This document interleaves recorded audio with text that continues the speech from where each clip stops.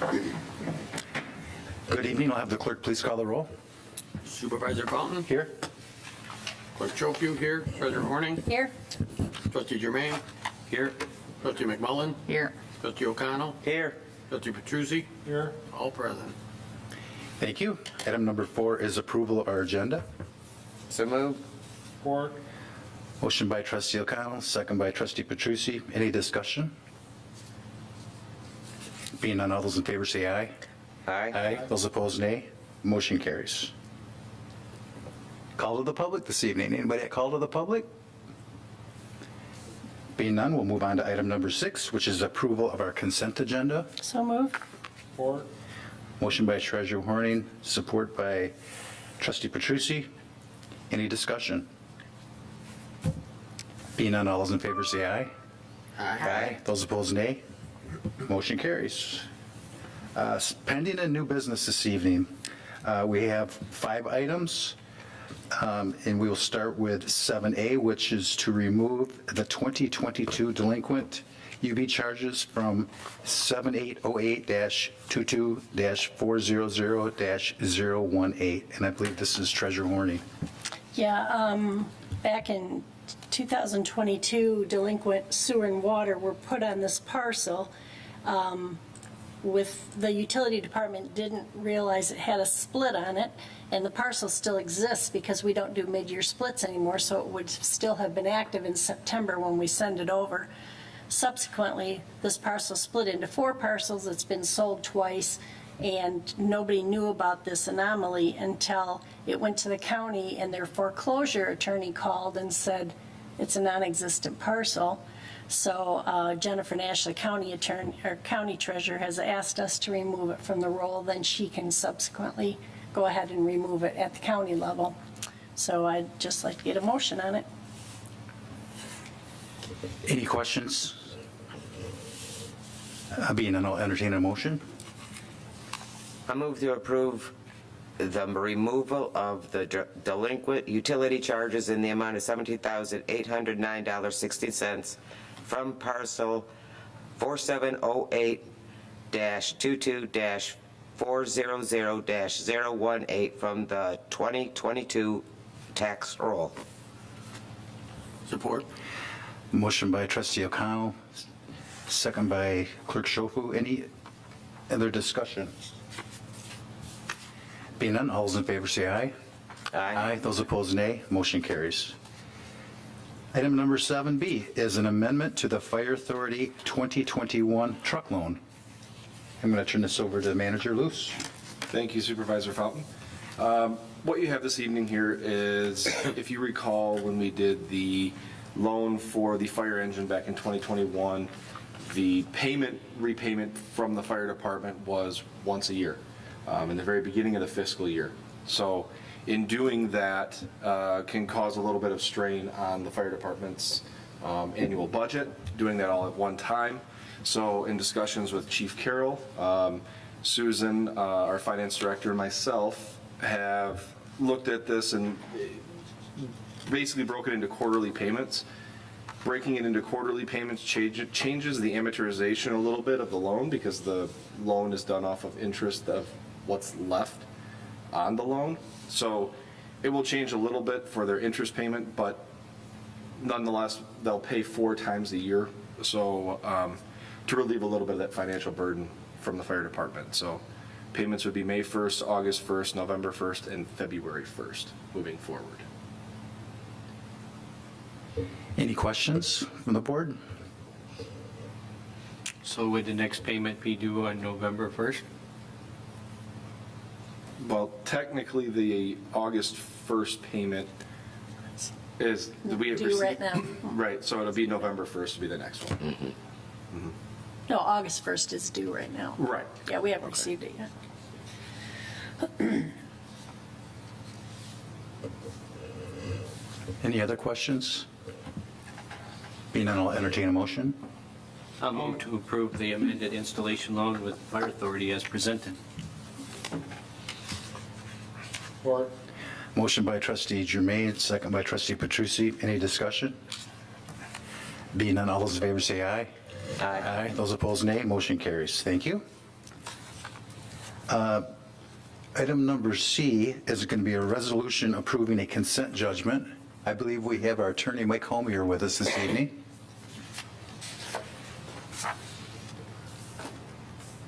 Mike, good evening. Can you hear us, Mike? I can you hear me? Yes, sir. Yep. So I had invited Mike along with Bob West. This is pertaining to, this topic is going to be pertaining to the septic receiving station and REUs that are being and have been used since inception. And without getting too much into the weeds, I just want to thank Bob West and Mike working diligently on this. It's been a long, long process. And with Mike Homier's assistance, we hope this brings closure to this issue. And with that, I would like to turn this over to Mike. If he has any comments following any questions the board may have, I'm going to actually have asked Mike to read the resolution. I think it's important to have this part of our record, and for just because it's simple, but it's rather complex. So with that, Mike, you have the floor. Yeah, thank you. So before you tonight is a resolution. This resolution would approve the consent judgment. The consent judgment is an attachment to the resolution as Exhibit A, and then the consent judgment itself has an attachment to it as well, and that was the study that the county had conducted to determine the size of an equalization basin that they are proposing to install. That equalization basin is designed to even out the flow of the SRS, the septic receiving station, into the Heartland Township system. And I'm happy to go over some of the terms of the consent judgment if you would like me to. That would be fine, thank you. Okay. So the first part of the consent judgment are the recitals, and then really it's just a really brief summary of how we got to where we got. As the board likely recalls, the township authorized, the township board authorized the township to bring suit against the county because the county at that time was utilizing flow in the Heartland Township sewer system in excess of what they had purchased in terms of REUs. We did file suit, and we've had several court hearings along the way, several kind of delays that were unanticipated, like several of the judges in Livingston County then recusing themselves from the case because of a perceived disqualification event, a conflict, if you will. And so, but during that period of time, we have engaged in substantive settlement discussions with the county. It's my anticipation that we are at a point where the parties are ready to consider and possibly approve this settlement. So the first 5 paragraphs are the summary of how we got here. The part of the consent judgment starts with paragraph A and talks about construction contract, 48 months of the date of the consent judgment for construction of that equalization basin at the septic receiving station.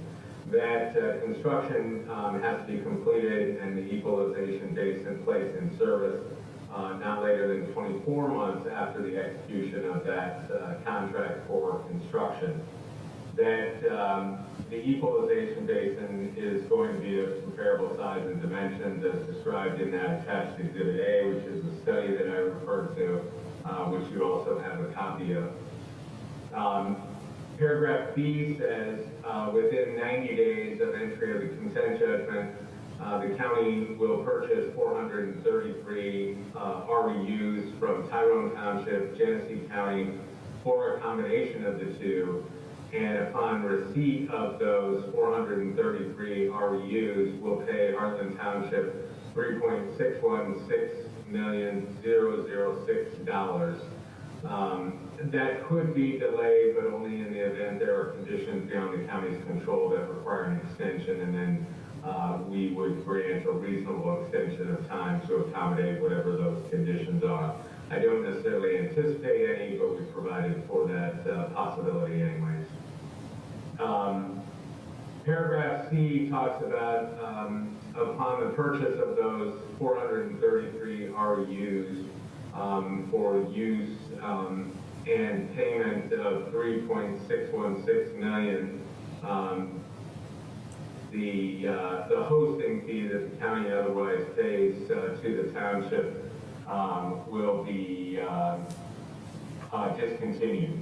And the county then forever waives and relinquishes any claims, any hosting fees paid to Heartland Township prior to the discontinuation in that section. Paragraph D, also following the purchase of that 433 RUs, the county will start being charged for and shall pay to Heartland Township the ready-to-serve fee on the total number of RUs owned by the county, which will be 650 after the purchase, in accordance with the township's standard sanitary sewer billing policy.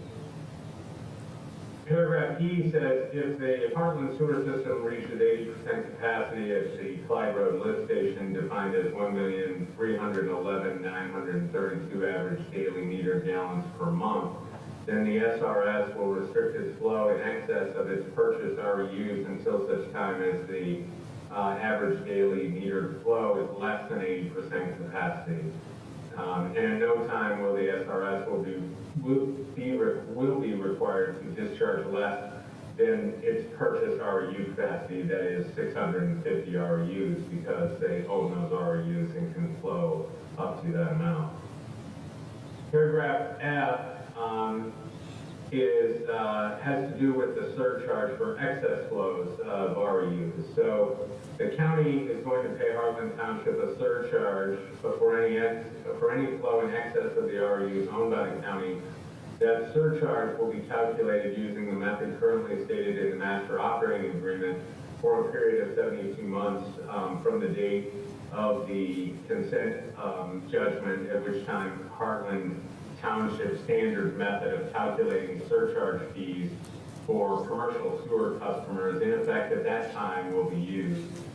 And no additional RUs will accrue to the county's use or ownership by virtue of paying the surcharge. Paragraph G, Heartland, to the extent necessary, will support the purchase of RUs described and the construction of an equalization basin or other necessary improvements at the SRS, and will not withhold approvals unnecessarily. Paragraph H says if the county determines that they need more than 650 RUs for operations at the SRS, then the master operating agreement will govern the terms of purchasing additional RUs, provided that, as confirmed by the Livingston Regional Sewer System, the Heartland Sewer System can accommodate the capacity desired to be purchased. The county will also pay the ready-to-serve charge on the total number of RUs owned by Livingston County following the purchase of any additional RUs. Paragraph I, the hours of operation are changed slightly, effective immediately upon the date of the consent judgment. Haulers can discharge at the SRS Monday through Saturday from sunrise to sunset. Subparagraph 2, internal operations, however, may function 24 hours a day, 7 days a week. We really expect that to occur once the equalization basin may be placed in service. And 3, the emergency policy stated in the MOA shall remain in full force and effect. Paragraph J discusses the county's obligation to develop a sewer fund balance policy within 120 days of the date of the consent judgment, and must distribute that policy to Heartland and Tyrone Townships after its adoption. Paragraph K requires the county to duly consider nominations for membership to the Livingston County Board of Public Works with those individuals identified by Heartland Township who may be eligible to serve on the Board of Public Works.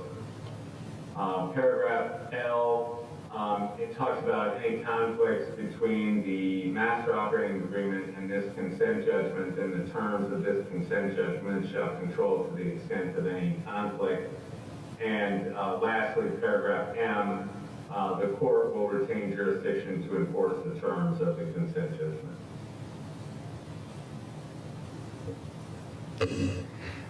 Thank you, Mike. Any other final comments on this? Perhaps after, this is a resolution that we'll be acting on here shortly. This would go, assuming that gets passed, it would go to the county? That is correct, yeah. And I will say, I mean, it's been a long time coming, and there's been a lot of back and forth. All in all, I think this is a good resolution for the township. It finally will have the county paying for at least the RUs that we anticipate they will need. There is a provision that would allow them to purchase more, and they may have that opportunity depending on flows coming out of the SRS. The equalization basin should provide a smoothing of those flows once it's installed. And so, all in all, I think it's a pretty good settlement for the township. And through this process, Mike, you have been working with legal counsel for the county? Yes. So they're aware of, assuming that they are aware that this process has taken place, and it went back and forth a few times between us, and I'm sure they probably did the same thing. So thank you again for your patience through this whole process. Yes, they are aware of it, and the only thing is we did make one change to it that they're not aware of. It's not substantive. It's in paragraph D. Paragraph D, after the 650 RUs in total after purchase, was added to Heartland Township. And so, but that shouldn't be an issue at all. Thank you. Mike? I do have one other change that I caught while reading through this, and that is in paragraph F. Paragraph F says consent decree, and throughout it's called a consent judgment. So if the board is comfortable with that, I would change that paragraph F from decree to judgment. Make it so.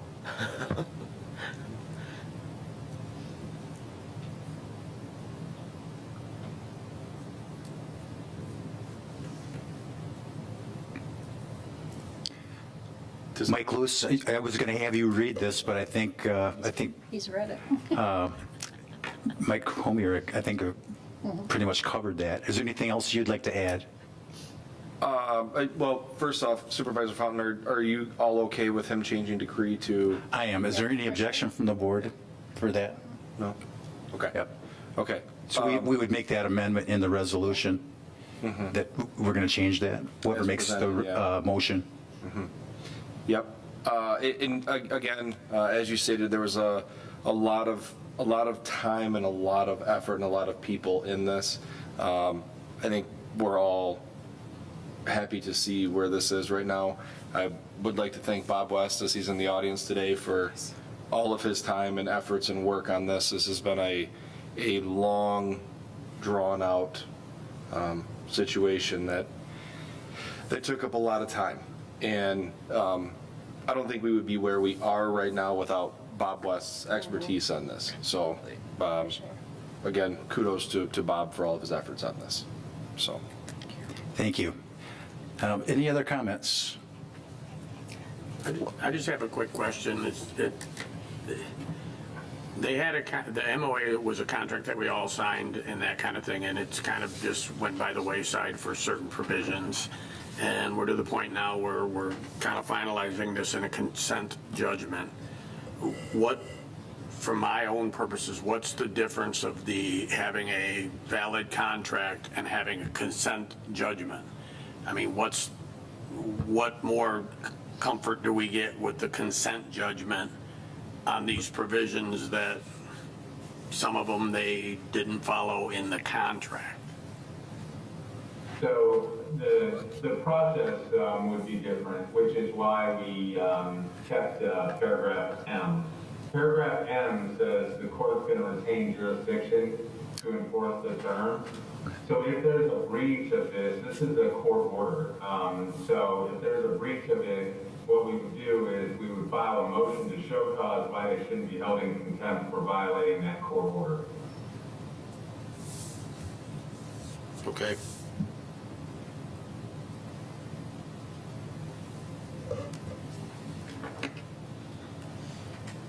Other questions? Go ahead, Matt.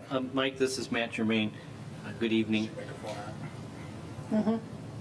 My question is, the original master operating agreement is still in effect, right? The only thing that's changed is what's changed in this resolution. That is correct. Okay.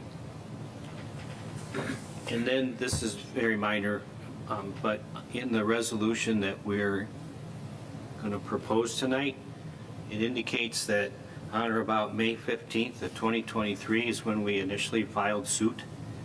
It seems like it was much longer ago than that. I just wanted to confirm that's the right date. That is, I actually looked up the filed complaint to make sure that that was the correct date. I believe we gave, my memory serves me correctly, we gave notice in January of 2023 of the restriction on flow 2 or from the 3. SRS because we were at less than 200 REUs that had been unallocated under the master operating agreement. And it was after that where the county refused to restrict their flow in accordance with the master operating agreement. For, I believe that was January 15th of 2022. Yeah, the So- 16th was the first day we started our spreadsheet of overages. Why don't you come up to the speaker so that's recorded? Yep. Because I think that we need to have that, for the minutes. Thank you. Bob West here, former. Check that. I've got access to my files here. Yeah, go ahead, Bob. Bob West, former township manager here. I am part of the dispute resolution panel and been involved on this anomaly for quite some time. I believe it was 2022, January 15th, and then the 16th was the first day we actually started calculating the overages. And then when do we start getting the phone numbers? So the flow numbers came Like June? June of the prior, so that was the first time we got the flow numbers and actually had the daily flows, which was previously something that Heartland Township had not received, which kind of cracked open this egg. Bob, really thanks for all your time, hours, days, months that you have spent on this project. And kind of to add to, we have a current contract. Why should we be doing this? Initially, we thought if we wanted to follow through the master operating agreement, it's going to be a long battle. It's going to be a very costly, conflict, if you will. We were trying to find the most economic solution to the Heartland Township, or I should say, Heartland and Tyrone, Livingston regional sewer users. How do we minimize the financial impact on them and restore as much as we can that has been lost? Not saying that the master operating agreement is not a current document and doesn't, it still holds water. Unfortunately, it would be a much longer path to find resolution through the master operating agreement. And that's why the dispute resolution panel was developed. For the folks at home, in the master operating agreement, there is a clause that establishes a representative from both Livingston County, Heartland Township and then a third independent party that is agreed upon meet and try and come up with a resolution, which did occur, and which is the basis for this resolution that you have before you. Happened twice, right? It did happen twice, yes. So, the end all is the dispute resolution panel. The goal was to bring closure to the anomalies in the least impactful way on the Livingston Regional sewer users. So, just wanted to kind of shed some light on that. Thank you, Bob. Sure. Thank you so much. Mike Homier, any additional final words? Yeah, I think that the complaint was filed on May 15th, 2023. Thank you. If there's nothing else, I'll entertain a motion for the resolution. I'll move to approve the resolution for consent judgment as presented, amended in paragraph F from consent decree to consent judgment. Support. Motion by Treasurer Horning, support by Trustee O'Connell. Any discussion? Just one clarification, that section F about the surcharge, that will remain per this document for 72 months. The current surcharge is what, $14? $14 per RU per month. Okay. Just for clarification, again, for the public. Thank you. Thank you. If there's nothing else, I have the clerk please call the roll call, please. Trustee Petrucci? Yes. Treasurer Horning? Yes. Trustee McMullen? Yes. Trustee Germain? Yes. Supervisor Fountain? Yes. Clerk Chopius, yes. Trustee O'Connell? Yes. Motion passes. So Mike, will you be the individual who forwards this to the county, or do we do that internally? No, I can, well, I will let their council know, but once you have the resolution finalized, Mike, if you can send me a copy of that, I will forward, but I'll let him know tonight. Absolutely. Yep. And does that need signature from anybody here at the township? No, the resolution itself authorized me to execute the consent judgment on behalf of the township. Okay, thank you. Who has that in a Word document, though, to make the change from decree to judgment? Yeah, I've got it. I've Okay. made the change, and so I'll send that back to Mike too. Okay, great. Very good. Thank you. All right, anything else this evening? Nope. All right, thanks, Mike, for being here. Thank Yeah, you. thank you very much. Yep. Have a nice evening. Bye-bye. Okay, we'll move on to item number 7D, which is fire station master planning and millage/budget discussion. Adam, good evening. How's everybody this evening? Fine, thank you.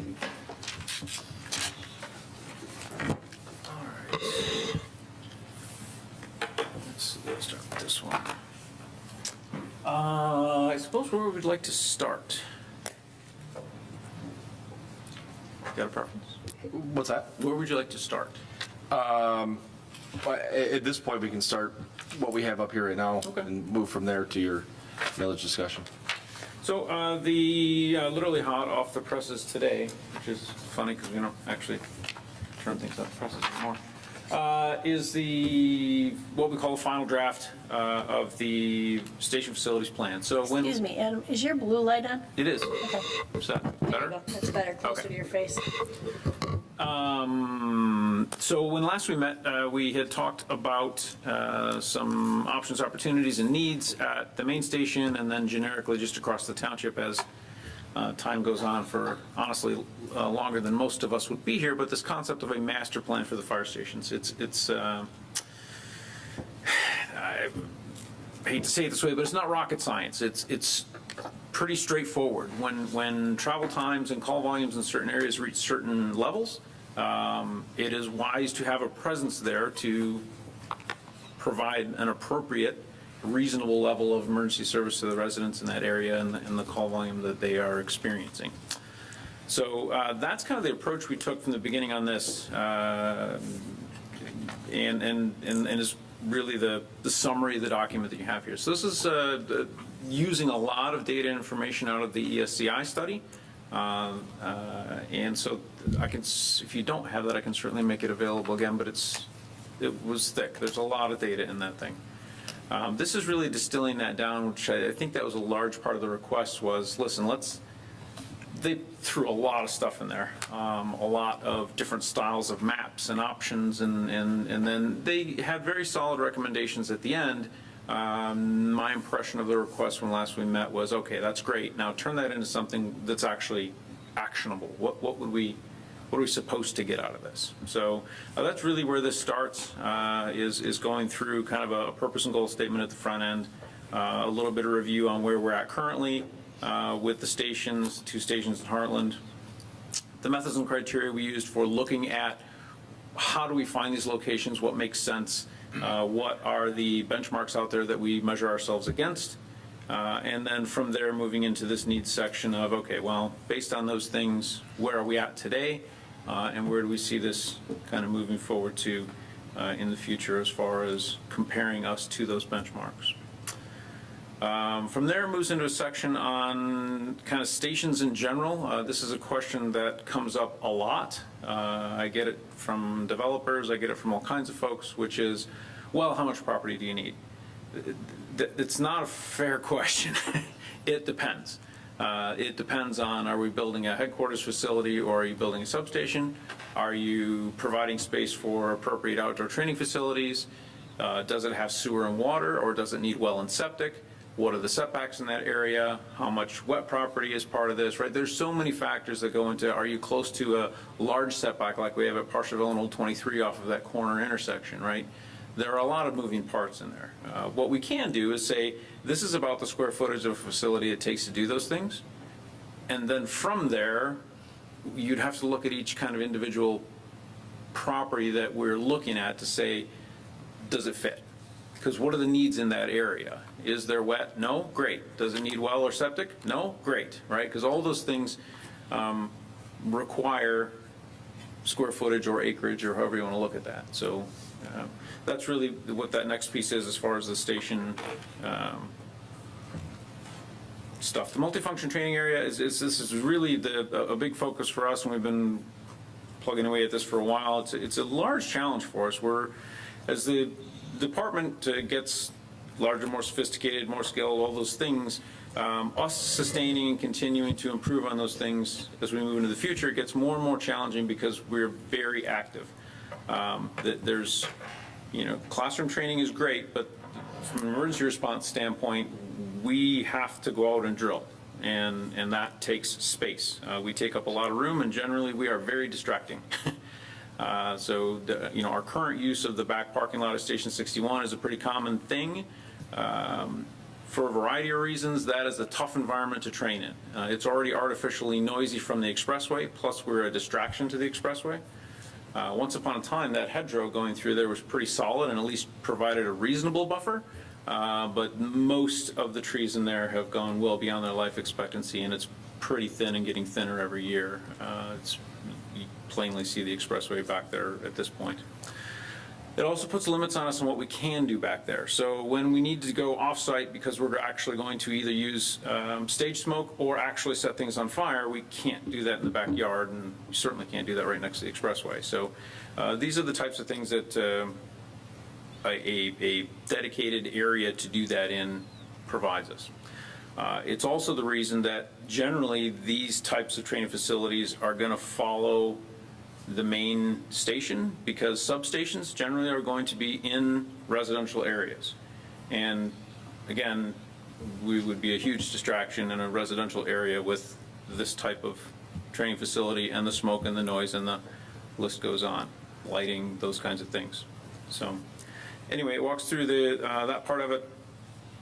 Indoor training facility, pretty straightforward. The only nuance in here that I would add, and it was really kind of this We've run across it a couple times as we've updated the emergency operations plan, not only with Livingston County, but also a handful of them that we do, two of them that we do with Heartland Township, and is this concept of an emergency operations center. So it's always nice to think of, or easy to point at, the big EOC type operation. And what I'll tell you is, having been involved in this for a lot of years, those are like the once, maybe if you lived during a weird time, twice in a career event. I spend a lot of time in much smaller EOCs that are partially stood up with 4 to 5 operating positions in them. And that's something that we can do ourselves and would do ourselves, because those are the local events that we would or could experience. For instance, in Heartland Township, if we were to talk about some type of hazardous material roadway incident that was going to shut down a major section of roadway for multiple days or however that is, if it was something with a waterway or flooding or a lake or whatever it might be, when we needed to prop up that EOC and operate it, that's what we would do. And it would not require some ginormous, elaborate emergency operations center like we might see.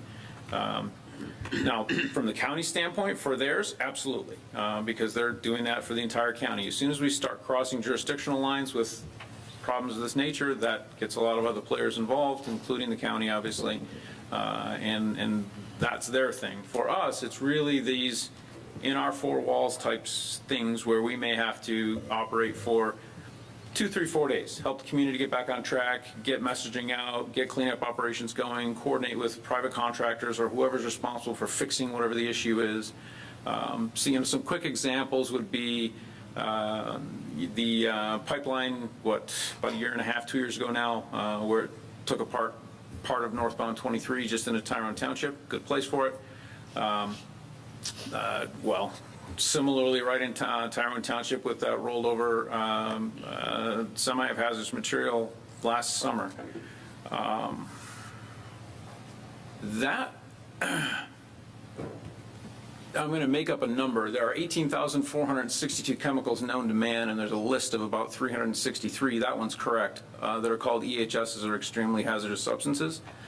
That was a full tanker of a top 5 extremely hazardous substance that got very underhandled, in my opinion. That would have been extremely catastrophic if that thing would have leaked.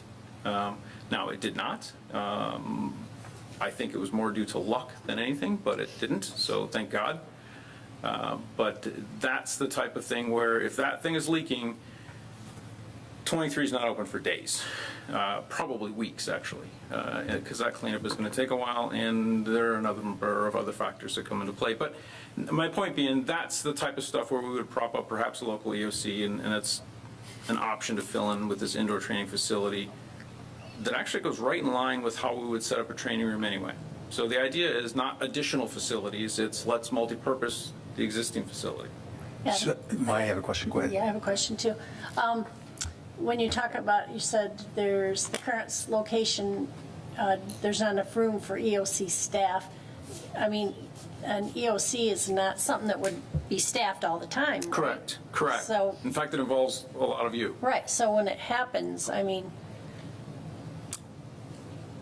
Yeah, that's why I threw it in there as a number 3. It's not actually an additional facility. It was, for me, it was more of this concept of that multi-purpose facility. So that indoor training room, being deliberate on how we put it together so that, if needed, could duplicate as that EOC. because it would probably be people like you and Mike and Bill. Yep. Involved, right? Very much. Yeah, okay. So my question is on that gas leak that could have been catastrophic, who's the, when there's an incident like that on a federal, it's a federal freeway, correct? US 23?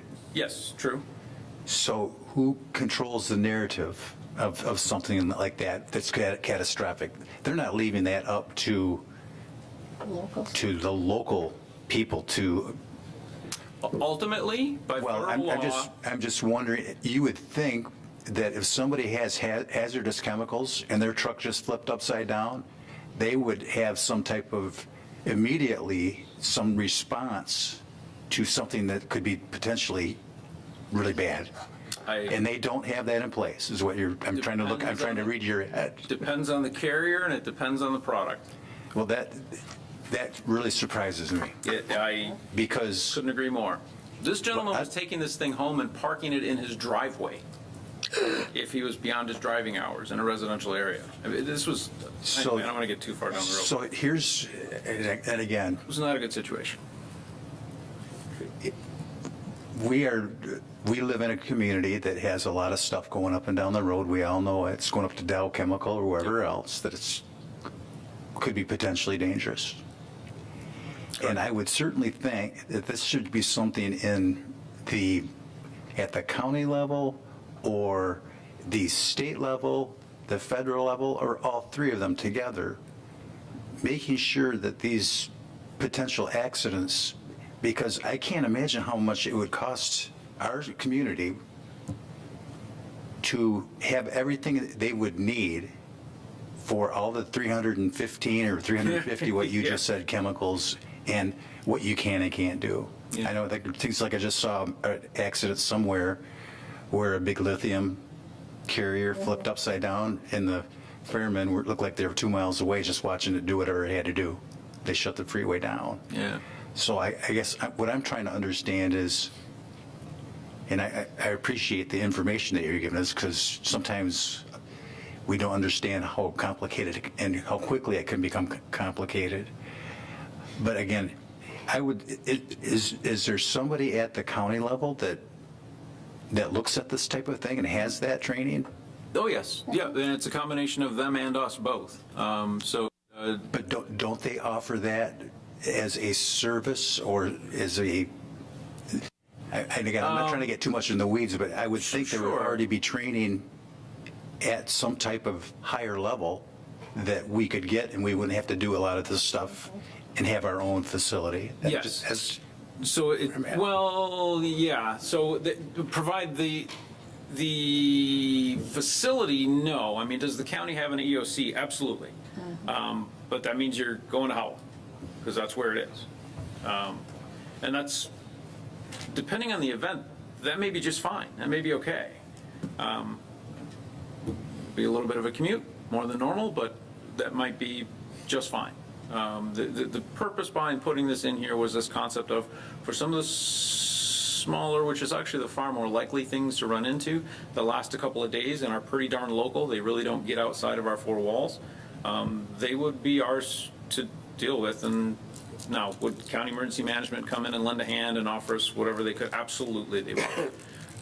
But, you know, between emergency management and between the county incident management team, we would get more human help offered certainly than we would need. The facility piece here isn't it's really just identifying another thing that could be done in that room, in the same room. And it's not therefore we need to do a bunch of different electronics or some other crazy stuff. It's not that at all. It's simply identifying the fact that it can serve as that function, especially if we just put a half ounce of thought into the design. So. Yeah, I would think of us at the local level being more of communication to our residents and things, what's going on. Right. you know? Yep, it's surprising. So it was involved in the event of Midland with the dam failures, and been involved in a handful of those types of local incidents, and that's exactly what it is. It's a lot of trying to coordinate and communicate with the public to ensure they understand what's going on, where they can get access to different things should they need to, what roads are working, what aren't, all those types of things, and coordinate it as best we can in one message out of the same group that's all involved in it. And that's really the crux of that whole idea. Moving from there, the next one we talked about is this whole concept of travel time. And for us in emergency response, the travel time is it. We spend a lot of time training, preparing, honing our skills, doing what we call readiness activities where we're just ready at any given moment. But at the end of the day, it's all about how long does it take us to get from A to B. And A is wherever we are, and B is wherever the problem is. And that's the time that we don't get. Well, there are two times in our response that we don't really have control over. One is raw travel time between wherever we are and wherever we need to be.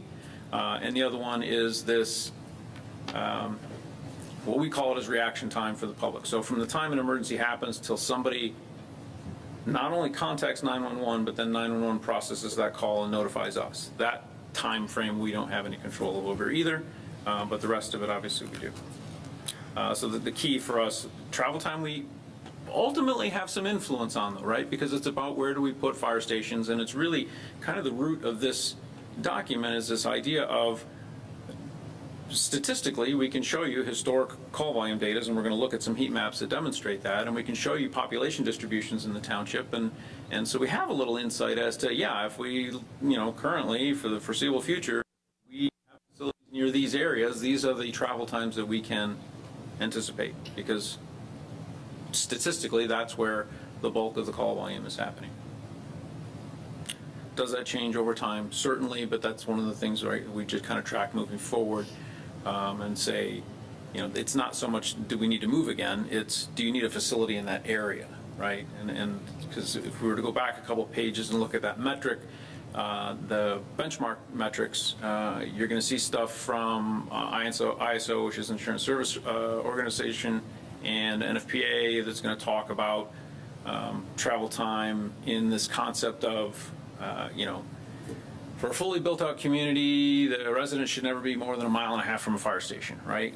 Which that, if coincidentally, Heartland Township, if in a perfect 6x6, would have 1.5 miles in from each border, which would put 3 miles in between the two stations, which would make that 1.5 miles also. Here's the thing. That's great. It depends on the road system.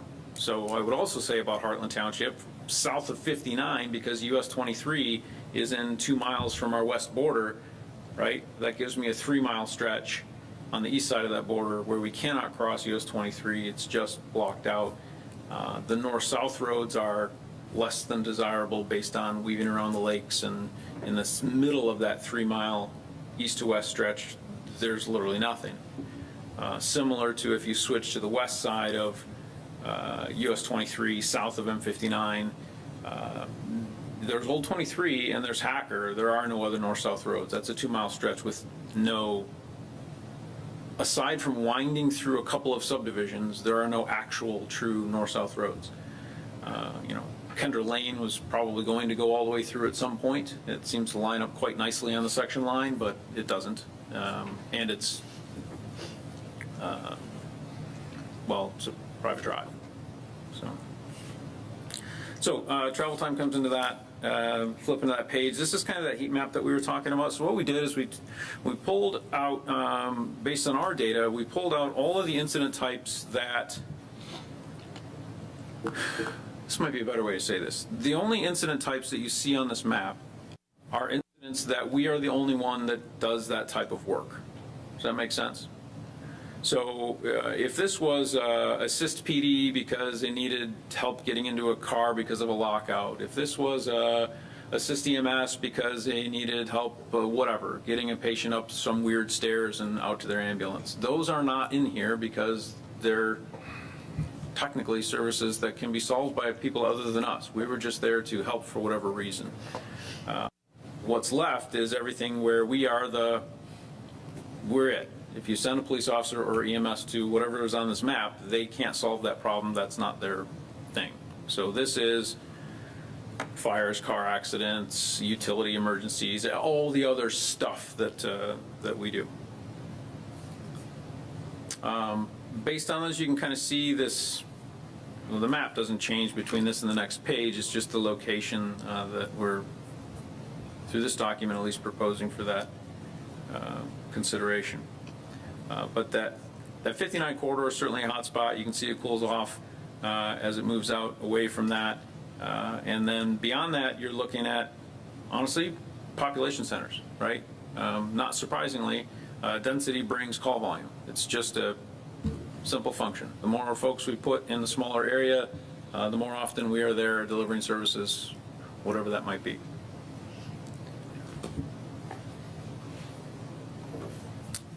Flipping the page, there's that second map. I'm on page 9 now. The data kind of showing that 59 corridor, and if we moved over to that Clark Road-ish location, what would that do for us?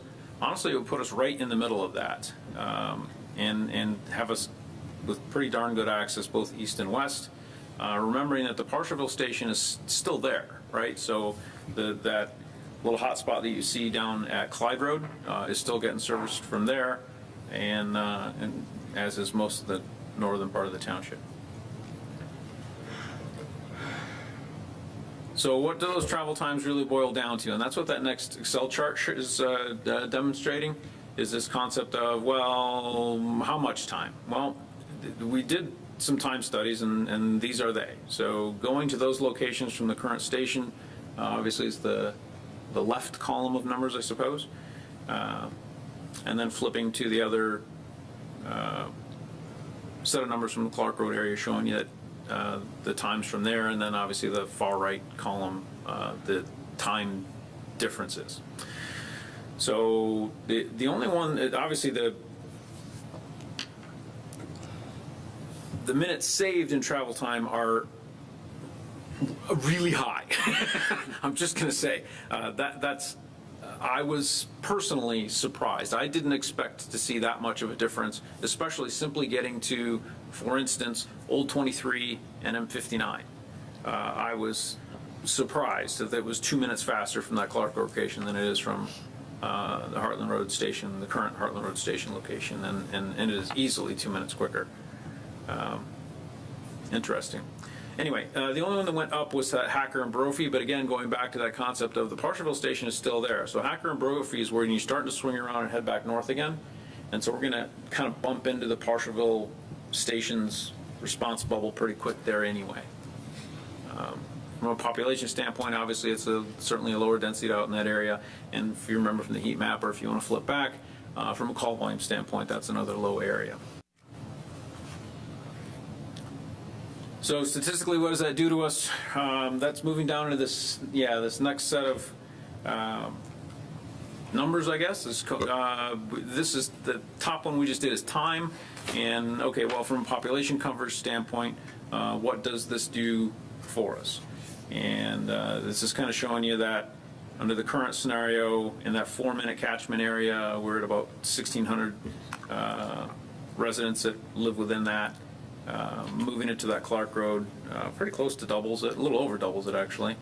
And then the 8-minute catchment going from 1263 to 14,993. Now, this was using 2020 census data, which means it's using, well, you can see it in the next chart below, that total population of 15,241, which I don't know how you feel about 2020 census, but I feel like it might be a little low. I can tell you our friends at SEMCOG think that's the case. If I recall correctly, they had us somewhere 17s, low 18. And I would suspect that their numbers are probably a little tighter than the 2020 census.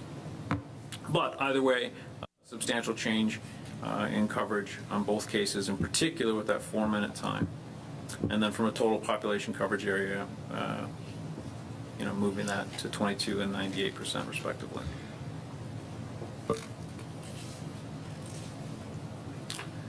The last part was kind of getting into recommended actions. Honestly, the text in these are absolutely recommended actions. The dates are things I threw in there because they made good placeholders. The concept here is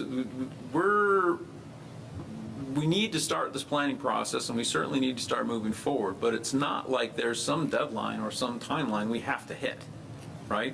In fact, there's not even a clear concept for, do we have to do a whole bunch of stuff in step one? No. What we do need to do is start talking about where do we want to do things, how much do we, let's start down that path, get some planning going, certainly secure some property for that so it's available to us to use in the future. And then start plugging away at planning that out. What does that look like, and is it broken into phases or not? If so, what do those phases look like? And away we go. So the recommendations really come out with this kind of 24, 25-ish range of identifying appropriate property in that Clark Road area and securing that. 25, 26, once that's secured, now we have something we can actually work with to do some planning on, okay, how does developing this actual piece of property look? And then does it get phased out, and if so, how? And the next couple statements under that in the recommended actions don't have dates to them because they're really ongoing things. And there's this concept of, again, we probably will not be here. But at some point, there will likely be 5 fire stations in Heartland Township. I just want to retemper that. I'm not going to be here when that happens, by the way, for sure. So if you all hang around that long, more power to you. But the point being, this concept of a fully built-out community, likely Heartland Township gets covered with 5 fire stations. It's just geography. And with that 23 split, that's really what caused a lot of that. So the concept that we're proposing is, of course, that headquarters building in the location that we're recommending here absolutely takes care of most of Heartland Township for certainly a good amount of the foreseeable future. But we know where substations will need to be eventually. So it's not like we're going to run out and start buying property right now, but the idea is keep an eye out in those areas. If something comes available, or we can work something out, or we can otherwise secure a property in an area that we know at some point, maybe we're not even here at that point, but somebody's going to need to put a fire station there. If we secure the property there for them in advance, great. If you get to that point in the future and you've worked out something else with the developer or something else is great, sell the property. The point is, we're going to need something in that area at some point in the future. Again, don't need to rush out and do it, but it's something that we can just keep an eye out for as we go on with other stuff. And if something becomes available or can be secured, great. Do you know roughly how many acres you're going to be looking for? I don't. So partially the outside training, the building, yes, we can on that previous chart. The outside training piece, I could probably get a handle on pretty quickly, but it's I don't have a good number for you. And then we'd have to go to well, where is it? If it's this Clark Road area, we're pretty confident the stuff in there is going to have sewer and water, so that's a big plus because we don't need a drain field or a well. But then we'd have to look at, okay, well, is it wet or not? What areas are actually usable, because those square footages would have to fit on usable soil, so to speak, and fit within whatever the setbacks are. And honestly, I'd look for some guidance from the township on that one in particular, because I assume it depends on how it's zoned and all those other things.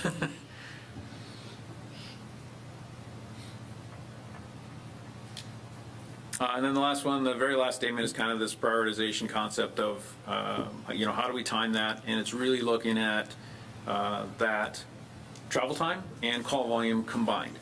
When we see call density start to increase in certain areas, if we've got,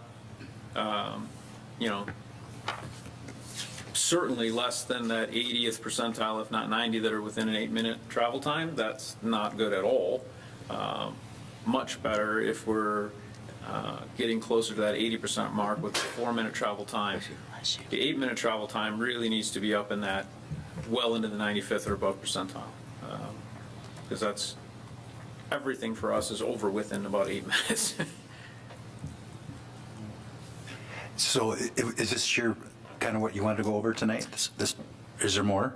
Yeah, So I was just going to say, pending, I know that was a lot to digest right now, but pending any questions you all may have, I think that's a pretty good segue into this actually end of it is a pretty good segue into your next discussion topic of the potential of a capital fund How type. about questions on this part? Yep, and that's why I say pending any questions on it, yep. Want me to go? Go ahead. Sure. You just wrote August of '24 and said it came off the press. Who put this together? Did you do it or? I did, and a number of staff from the Okay. fire department. So it hasn't even been seen by the Fire Authority Board, right?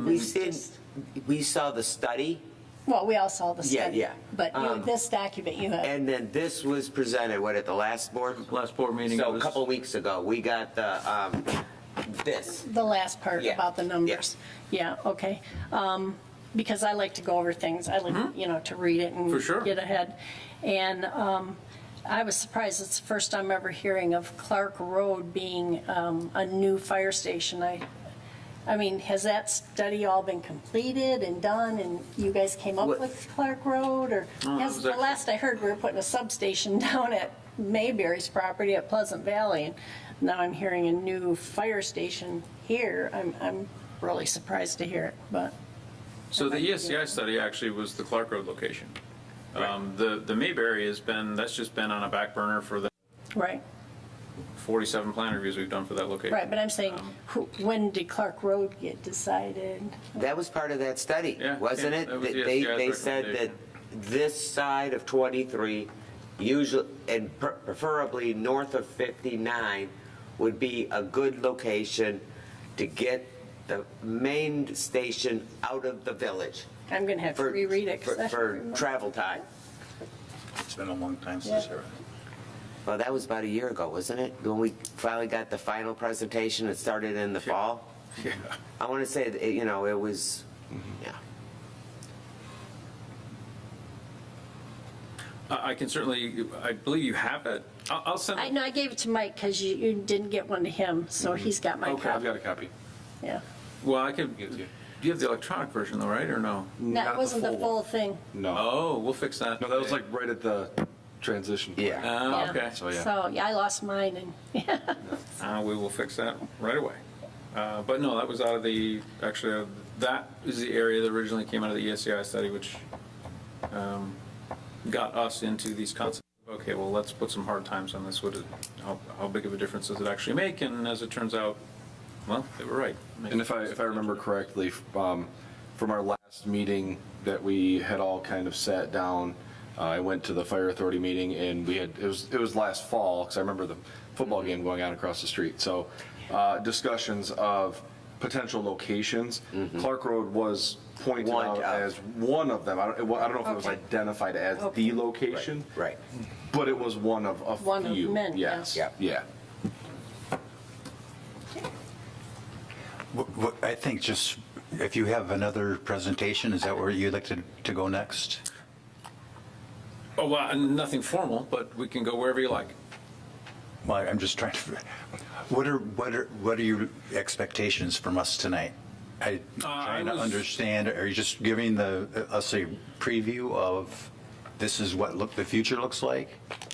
Or I'm Yes, trying to so when understand where we're headed. Yeah, when last we met, we were requested to go out and kind of put something similar to this together. Basically, come back and show us what you were thinking, basically. Come up with a plan. This is well into a 90% start of that plan. I mean, for us to really take this any further would be, I'm not sure what we would be missing, or would need to add to it to make it not necessarily actionable like it's the final plan, like something we start following, but are we good to this point, so we keep moving or not? I guess would be Okay, the so larger. again, And I'm not looking for that decision tonight either, by the way. That's and not. I'm not looking for, I don't think we're going to get any solutions tonight. No. But are you looking for 5 acres, 10 acres, 20 acres? Because the closer you get to 59, is it even obtainable, number Right. one? Right.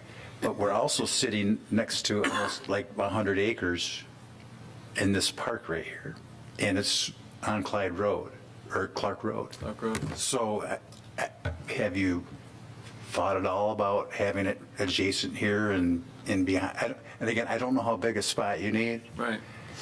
And I know this is down the road, that might be, this is what this board would come up with, a plan, either 8 or 10 years down the road or whatever, whenever that time. I think that's what you're trying to achieve here. Correct. Is the location of those potential 5 stations, correct? Well, it's a metric to determine in the future for the other ones, yeah, but as far as what we do over the next 1 to 2 years, yes, I think we need to start moving forward on something, whatever that is. It's probably some combination of either moving towards this facility while we either phase it in because we're sharing services between here and the Heartland Road location, or whatever that ends up looking like. There's some type of move, yes. And then, so is population driving these additional buildings? Population will be our symptom that it's getting close.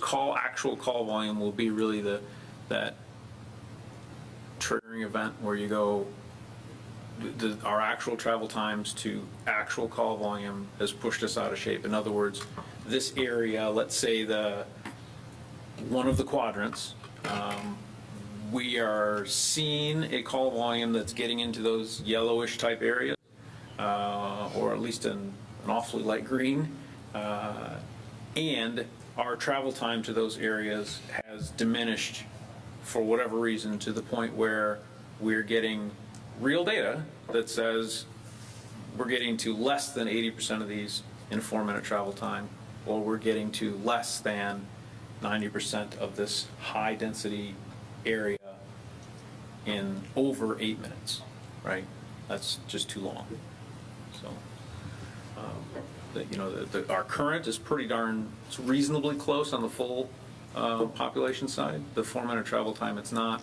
What the move to Clark Road does is take that high density call volume area and literally put it into that range to where we're getting to 84-ish%, if I remember the math correctly, are in that 4-minute travel time, and 98% of those residents are within 8 minutes or less. Anybody else have anything right now? We could move on to the next portion. Go ahead. Okay.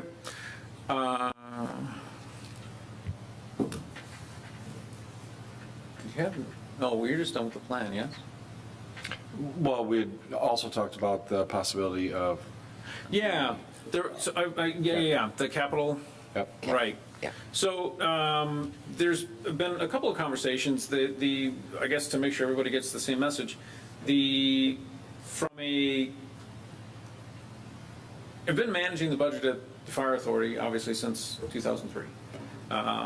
We've had 3 points in history at which we have had some challenges getting our capital funding mechanism to the point where it's actually reasonably self-sustaining.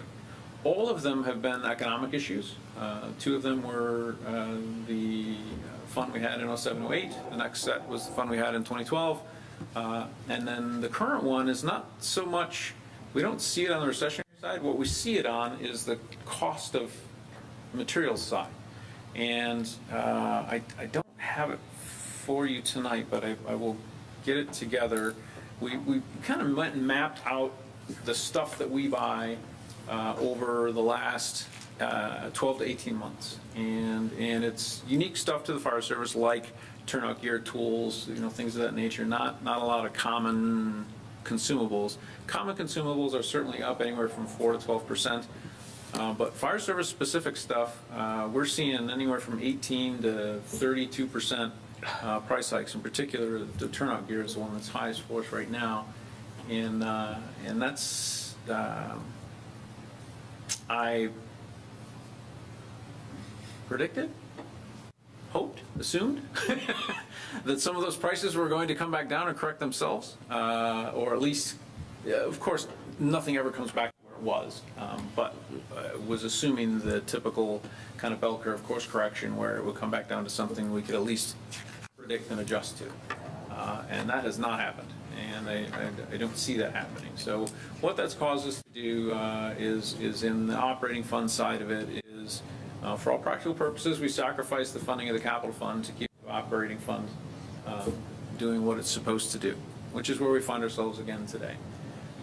One of the conversations we've had is how do we fix that? Well, if we're going to make a commitment to capital plan like we have over the past, and I certainly desire to continue to do, what would it take to do that in a different way that would make that a little more resilient? One of those things would be literally just doing a capital millage to support that, or some other dedicated funding mechanism for it. It has been a while, but an operating and a capital millage are not foreign to Heartland Township. We did have that. I think we pushed the 2 millages together in 1998, I think. Prior to that, there was a capital and an operating that I think got started in it was when Frank Hulpert took over, so it was probably 82, somewhere in there. they created a supplement capital millage, and those stayed till about 98 when they got rolled back together again. How much would that be? Probably around $500,000 to fully fund a capital fund, right? So we're back to kind of the question of we were talking about with the headquarters building is well, is that really all in one step? No, it doesn't have to be. Could it be a half step or something like that to get us started or see how it goes? Sure, there's always ways to do that. The open-ended question of about how much would it cost to fully fund our capital projected costs would be just under $500,000 if we were going to 100% fund it on day one. Now, I don't think that's likely the reasonable solution. There's probably something just a little under that that would cause us to get to where we need to be, but spread out over 2 to 3 years or find some other creative ways to do that. But that's the number based on current taxable value, of course. So, Adam, when you talk about capital, is this for like everyday items, or is this for new equipment? It's all the capitalized items that the fire authority buys and owns. So everything from fire trucks to hose to turnout gear to Everything but wages and electricity. everything but wages Yeah, and operation. annual operating consumable And fund. this doesn't have anything to do with the previous discussion. It does not fire That would be a station, no. separate discussion. Yeah. Yeah. So do you have something, where are you in this process? Well, I think we've been talking about what does that look like moving forward, right? So this would normally have been a year that we would have renewed the fire millage. The idea behind that thing was a 5-year request that we renewed every 4 on the presidential so that it had a little bit of a pop-off valve if it was needed. My understanding is funding-wise, it's good through certainly 25. It sounds like even 26. If that's the case, okay. But that means the next election is not till 26. So that would really put us against the wall. I don't have big concerns over passing it, so please don't take it that way. We have always passed the millage very healthily, save for 2020 when we had to go out and sell a millage in the middle of COVID. That was fun. But we did pass that one by about, I remember, 5 to 7%, something like that. I can't remember exactly, but it was just under 10. At least the spread between the two was anyway. That is as close as we've ever been. Generally, we're in the upper 60s, low 70s. So could we do that in 2026? We could. I just have to watch that election and make sure we get on that. Larry, are there any elections next year planned? Nothing as of this point in time, no. Okay. Is there ever an election like an off year like that, like a school election, or is that sometimes happen? Yes, I mean, there's always the potential for schools coming up in the odd years, but I'm not aware of anything they're looking at right now. Okay. Yeah. And if the fire authority wanted to do something next year, but they would have to pay for it, Yeah. which is roughly, With consolidating precincts on that kind of thing, I'd say anywhere from maybe, 8 to 10,000. We paid more than Now, that if- for the study. so I See have where the a right? question for you on that, just not to go too much off the, if you have a special election, do you still have to do absentee ballots and still have to do the 9 days ahead of time? Not the 9 No, days. you would do absentee ballots because there's a list of permanent people, Right. but you do not have to do the 9-day early voting for a Okay, special all right. election. Only if there's a state or federal ballot or issue on it. Well, I'm just, and again, I'm not an expert on this type of thing. No, it's really But- through Mike just keeping the conversations going is the idea on Yeah, both of because these. I believe, and again, I don't know the exact dates, but the deadline to be placed on the November ballot, which August is 13th. Next week. is Tuesday, August 13th. August 13th. So I'm not saying it couldn't happen, but it's going to be awful tight to get this done here in the next week. Right. But I guess there are options if you wanted to have a special election or if you wanted to in 2026, would there be Yeah, that's. an early Yeah. election and a, Yes. so there will be two at that point? Yeah. And part of the, oh, I'm sorry, Joe, go ahead. Do you have a question?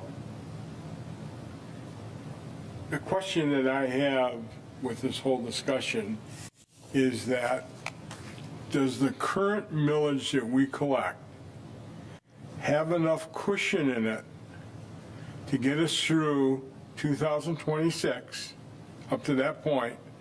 Does it have enough cushion in it? Because I think what the real issue here at the immediate time is that when we propose a cost for a upcoming year in our budget, we proposed what was a 4% increase, and it was too low. Maybe we should have done 6%. We didn't anticipate the cost of keeping the fire department safe with radios, turnout gear, go up 33%. That's where the problem is.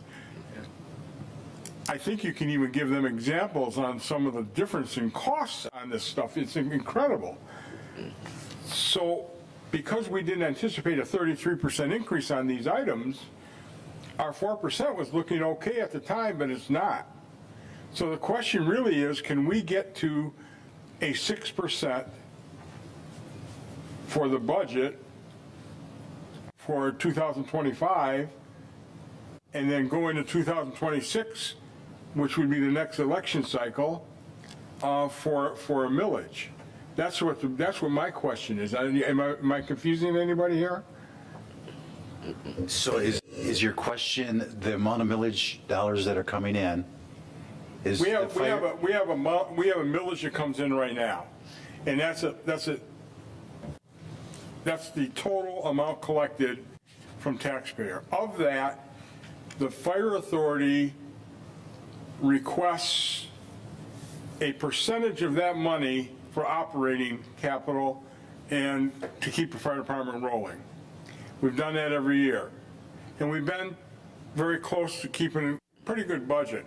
What has happened is inflation has just killed us with these huge increases on equipment and so forth that we didn't anticipate. So when we asked for a 4% increase in our budget for 2024, we thought it was fine, but we found out differently when he started getting pricing and purchasing this stuff.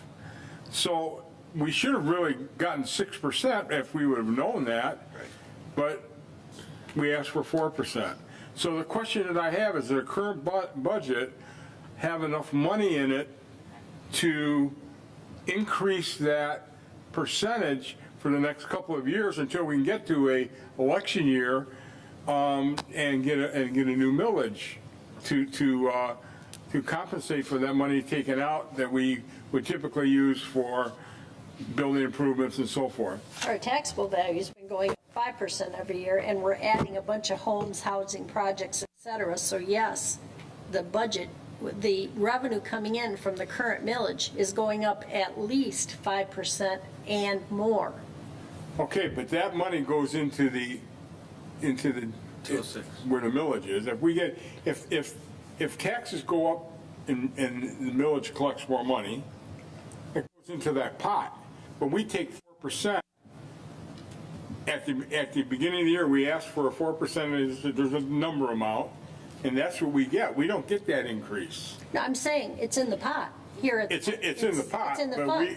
we don't realize that increase, but we realize the inflation part of it. Yeah, no, but I'm And- saying, yes, the money in revenue that is coming in surpasses the 4% that you budgeted this year. And the pot is growing bigger here, our fund here, our 206 fund. So in your opinion, then if we came back, because I think we can get through this year okay. And you've got that whole Redwood project going in, Edwin Allen, they're all of those So are I coming think we can online. get through this year okay, and that's what we discussed? Yeah, and we're It would be nice currently to working get with. a little bit of a bump to help. Yeah. But if we didn't, we could probably get through this year, but next year's budget is gonna look like 6 or 7% increase, not gonna be So 4%. That was the big thing, letting the board know there's gonna be a big bump next year. So Because before the we, request will be bigger because of the costs right It now. would be nice for us to see a budget. Yeah, I know. I mean, Yep. we have nothing to look at here to even know what we're talking about. Susan has all of these numbers, correct? Correct, yeah, we're working on So she updating she those should and be able to projection. forecast Correct. where everything's going to be for the next year and a half, because you're really looking at 26, Correct. and see where the cash flow is. That would be the place to start. In priority. So as opposed to speculate, if there was a bump in what you had requested and there's enough money in that account, as it probably has I'm hoping it has a positive cash Oh, by a amount. lot. So whatever that amount is, to help get through this next, and then we can plan on, or you can present a plan as to how we go forward pertaining to what Joe just stated. And if we had to make a mid-year adjustment, certainly we can look at that. So, yes, but I don't know what those numbers are, and I don't think if anybody does off the top of their head right now, I also other want to than point out Susan. to the board that this is not just a Heartland Township issue. Deerfield Township is doing having the same conversation as we are. Because whatever the cost increase for operating that fire authority, they pay 22% of that. So they're going to have an increase as well. So this is a two township issue, not just for Heartland. And if I may touch on something really quick, Bill, Adam and Susan and myself have had conversations in the last week, and we started looking at that model and funding mechanism to know exactly what dollars will change and will become available, what's available, and the model that we currently have in place for that funding mechanism. So we are in the preliminary stages of that, but yes, it's something that we are moving forward on, and Chief Carroll and myself have talked a few times about it, so. So just to follow up on that question, the way that the fire authority works, Heartland Township would be responsible for roughly just 78%, 6, I think. 76%. So those costs are shared amongst both entities. But when we look at building a new hall, is that all based on Heartland?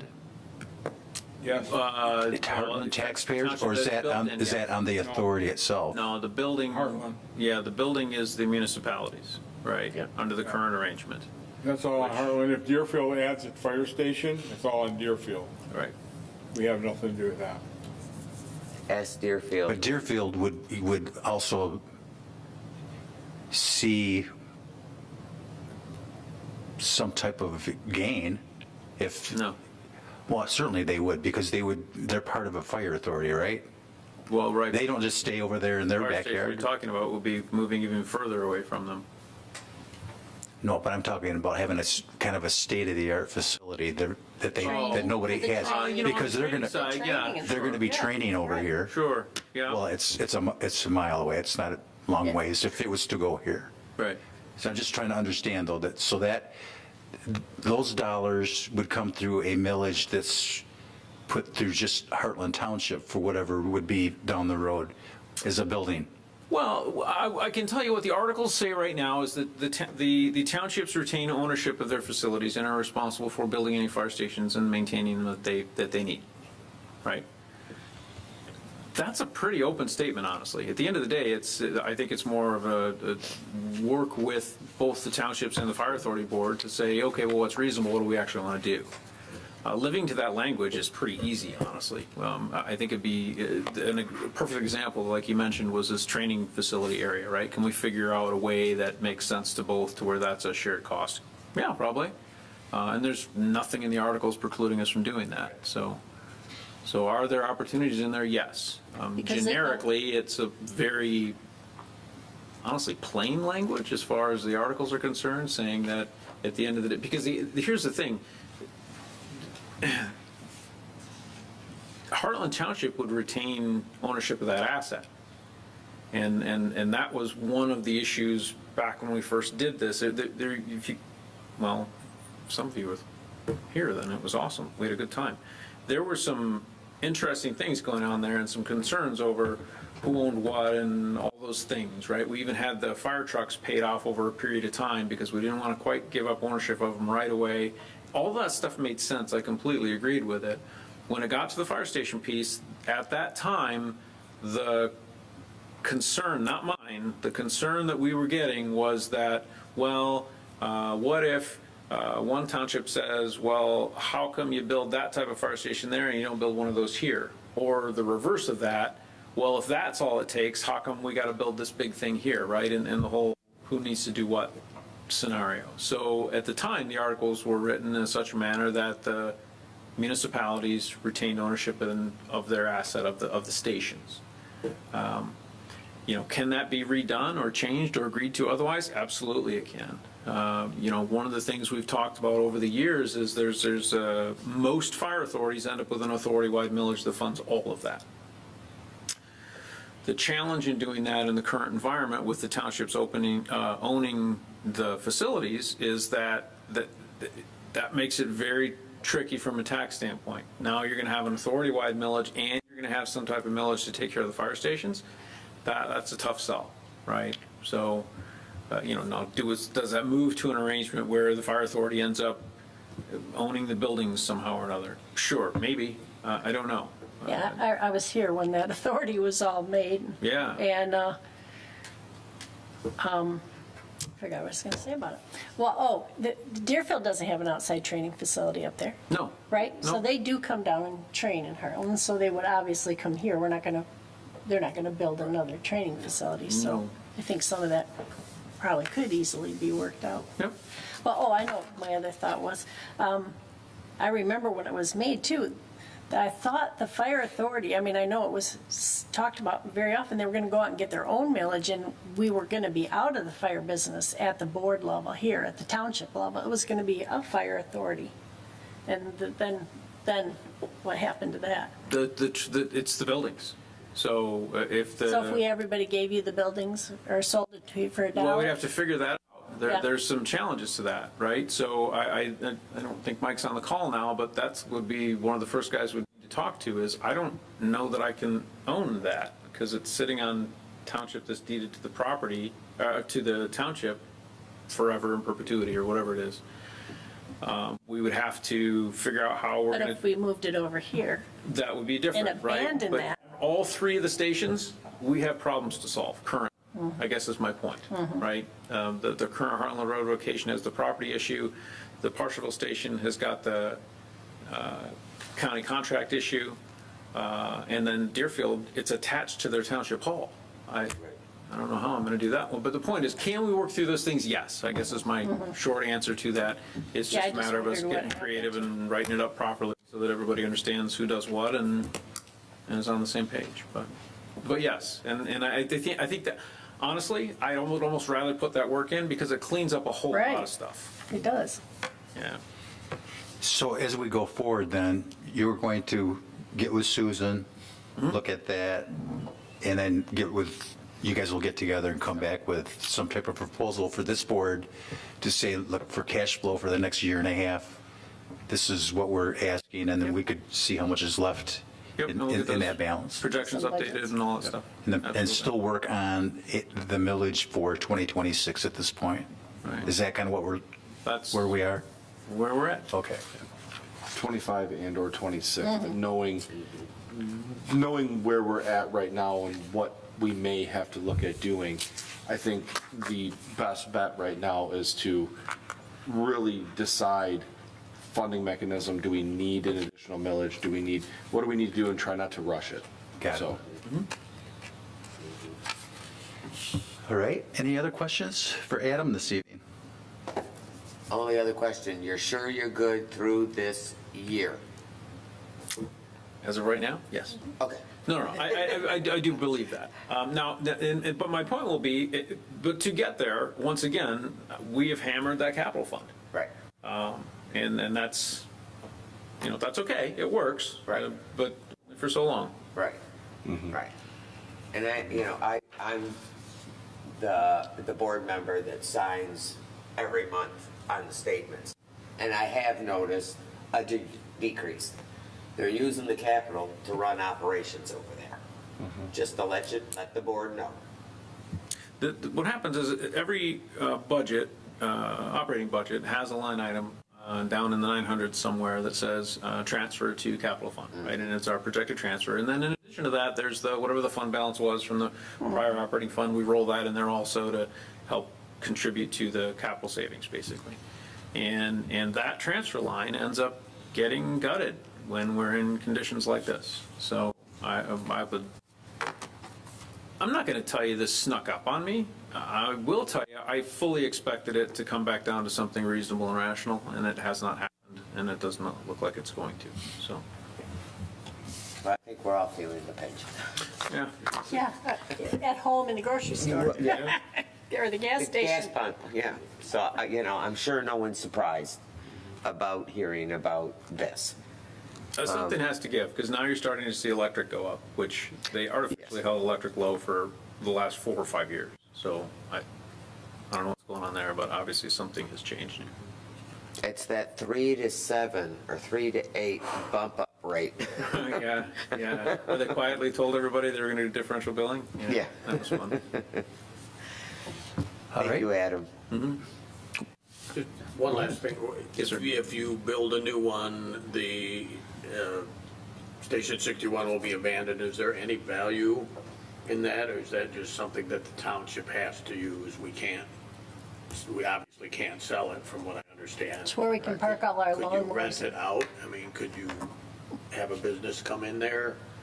Is there any value to that when you walk away from it? So I first, I'm the fire guy, so please, I would look at that and go, it depends on how quickly the DPW matures. They may have a need for that type of space or facility. I think, I don't know if you could move the teen center into it, right? It strikes me as an opportunity to maybe, in my humble opinion, get rid of the old township hall. But I don't know what that would take, right? But my short version is I think there's some options and opportunities there.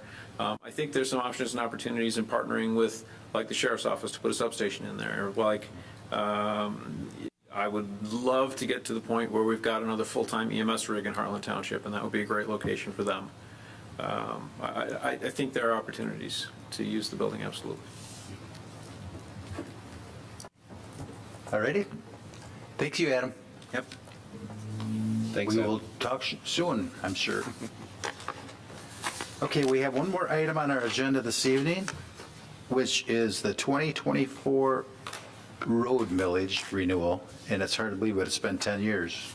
So, Mike, you have the floor to go over what this proposal is, and this will actually be on the ballot in the November election. Correct. Thank you, Supervisor Fountain. So, as Supervisor Fountain mentioned, it has been 10 years with our current road millage. Road millage funding is something that is relied upon for a lot of road, whether it be paved and or gravel road improvements here in Heartland Township. Through the years, we have seen a lot of really good partnership with the Livingston County Road Commission. The dollars that Heartland Township puts into road rehabilitation and or limestone capping, chloride, various amounts of things. The Road Commission partners with us through the Pavement Preservation Project, allowing us to get a 50-50 cost share. When you're doing roads, if we can get a 50-50 cost share on things, that's pretty good. That doesn't apply to all roads. I want to make that clear, but the funding mechanism that we have as a township to be able to do and participate in some of these programs is our current road millage. That road millage has expired or expires this year. This renewal would be renewing the road millage through 2033 would be the last collection of it. And that being said, the original road millage 10 years ago was posed at 1.5 mils with with the Headley rollback and rollbacks that now sits at 1.4222, what we are seeking to do is renew that millage at 1.4222, not increasing in any way. It's not an increase in the millage itself. It's a renewal of exactly what the millage is at right now. Over the course of the 10 years, that millage will continue to roll back. So it will roll back, I mean, to be fair, in the 1.3 range by the time we see the end of the millage. Now, we have identified in forecasting some of these roads that have been done or looking to be done with the Livingston County Road Commission. Potential roads would be Bergen Road, Pleasant Valley Road, paving those. I say potential because it's made possible by the millage itself. So we have seen paving costs go up astronomically, as the discussion we just had with Chief Carroll, that costs have gone up significantly from what they were 5 years ago in paving.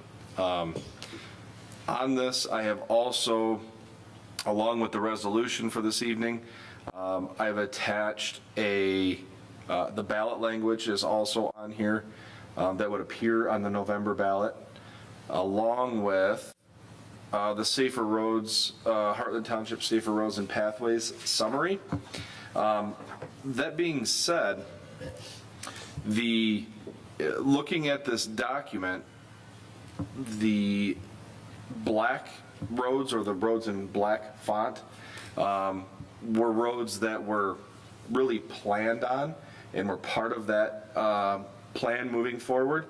The red roads that are shown in this document are roads we were able to accomplish outside of what the original plan was. So if you can see, the top section is paved roads, the bottom section is gravel roads, along with the actual expense that the township had spent for that, or the cost for that road. When I say gravel road improvements, I mean that's anywhere from limestone capping to shoulder work. We do 4 times a year, we do gravel road grading and chloriding. One of those grading and chloride applications cost comes from the road millage. The other 3 are covered by the general fund, but one of the 4 is covered from the road millage. Moving forward, the next document in here is the potential projects for a millage renewal. In being transparent with discussions with the county and costs of what these roads would be should we do them. Again, potential being the key word here, that these are roads that the county has identified as needing repair, replacement, something along those lines, along with working with the township. Again, none of this can happen without the renewal of that millage, but nonetheless, a kind of a roadmap moving forward as to what could potentially be done with those dollars. Again, it's it's a vital part in being able to maintain and pave roads in our township. Livingston County doesn't receive an astronomical amount of funding for roads. Really, no one in Michigan does. So, being able to use township dollars to do and fund these improvements, in my opinion, at this point, has been very successful with Livingston County in paving roads in our township. So, with that, I'm willing to answer any questions you all may have. Questions for Mike? Yeah, on the Pleasant Valley, does that quote or allocation of potential funds include repaving the existing paved part? At this point, I believe the quote that we've received is 59 to Commerce, thank you. Yes. Isn't that the Brighton Township border? I mean, Yes. Yeah, we don't have any pavement. Heartland doesn't. The Pleasant Valley Road is paid from M59 to basically to Gigglers. Yes, Correct. just Oh, past yeah, just that Gigglers, little yes. part, okay. Correct. It's in awful shape, and I wanted to make sure we don't give them a good part of the road and don't do anything to the Right. part that's 20 years old already. Well, just as an example to that, Director Habel and myself had been in conversations with the Road Commission. Originally in 2020, that road was around, I want to say, I don't have the data right in front of me, but I want to say around 3.5 million. The latest projection we got was 5.5 million. Now, that's cost that's shared with Livingston County, but at the same time, we're talking, a little over $1 million increase in that road being paved in the last 4 years. So costs are not going down in paving. So, And then, in putting this list together with Livingston County Road Commission, they come and do current assessments of our roads. I know 10 years ago, we had the paver studies or some word. Pazer rating. Yeah. Was that factored into this list or not? So a couple things come into play with Pazer rating, okay? So Pazer rating it's a scale of 0 to 10. 10 being brand new road, nothing wrong with it, to 0 being deteriorated to basically gravel, okay? The way that the Pazer system is set up, anything under a 5 is deemed as a replacement. Any way you look at it. So if a road 10 years ago, 5 years ago was a 5, it could be a 2, and it doesn't really matter. It's deemed as replacement. So it kind of gives you that matrix to look at of, as a road starts to deteriorate over a period of time, it may drop to a 7 and is in need of crack sealing, something like that. Seal coating does work, and it does preserve pavement. Not generally as much. It's more aesthetically pleasing than anything. Crack sealing does a lot to fill in and fill the voids and not allow water to penetrate the asphalt itself or the road. But once you get under that 5 mark, it kind of is just, well, it needs to be replaced. So, but yes, they have gone through and looked at this. And we did this as a model.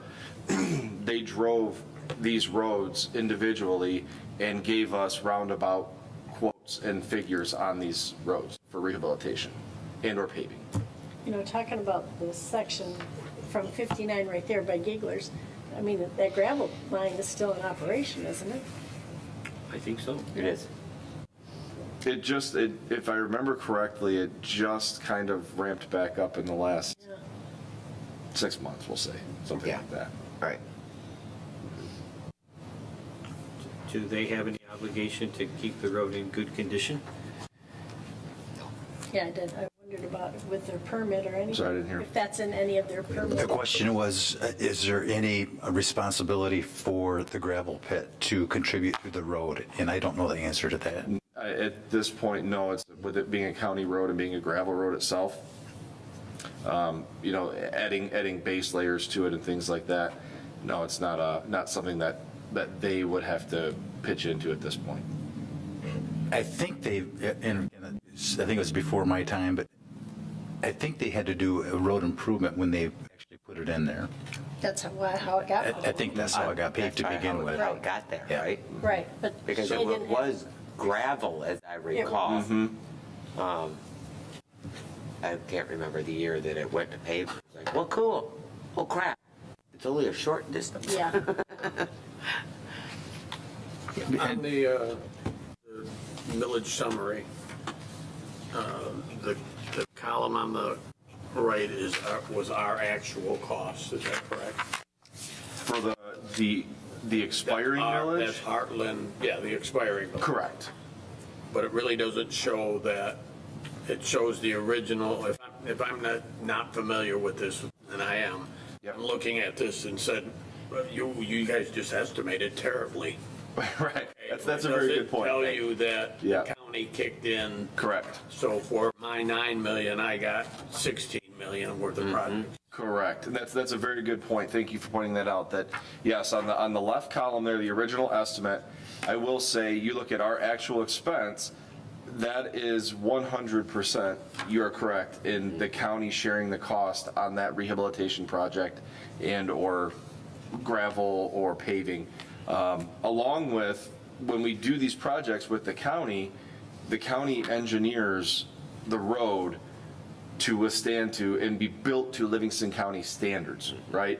So their engineering is, we're saving the cost by them engineering the road and constructing the road with their contractor for the year. So sometimes they do come in a little less than originally projected. The original estimates are numbers that are given to us from the county.